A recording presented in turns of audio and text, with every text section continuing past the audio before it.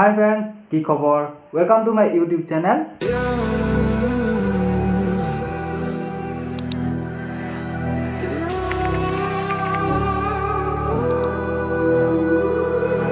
শুনিছো আমাৰ ৰাজাদাৰ হেনো বিয়া। তো বলক মাহ হালধিৰে আমাৰ ৰাজাদাক আজি অলপ বেলেগকে ধুই পেলাওঁ।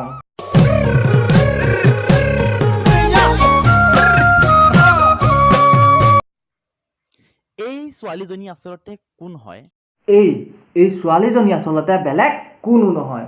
এই ছোৱালীজনী আমাৰ ৰাজাদাৰ ভনীয়েক আৰু ককায়েক ভনীয়েকৰ ইমানেই মৰম যে তহঁতৰ এই মৰম চেনেহবোৰ দেখি দেখি মই যামগে আৰু। ককায়েক ভনীয়েকৰ টিকটক ভিডিঅ' মৰম চেনেহ দেখি বৰ আনন্দিত হ'লো। তেনেকুৱা ভনীয়েক নিজৰ সৌভাগ্যক্ৰমেহে পোৱা যায় কিন্তু।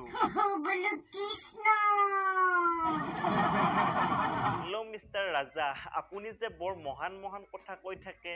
মই সঁচাকৈ আপোনাক বৰ শিষ্টাচাৰী ব্যক্তি বুলি ভাবিছিলোঁ। ইমান জ্ঞান পাৰে আপুনি যেন একেবাৰে গণ্যমান্য ব্যক্তি। কিন্তু ৰাজা কাই, এই যে আপুনি ছোৱালীকেইজনীক ইউটিউবত ৰোষ্ট কৰিছিল, সেই তেনেকুৱা এজনী ছোৱালীৰ লগতে আপুনি হোটেল ৰুমত, এয়া কি? উত্তৰটো দিব দেই, নহ'লে বেয়া পাম।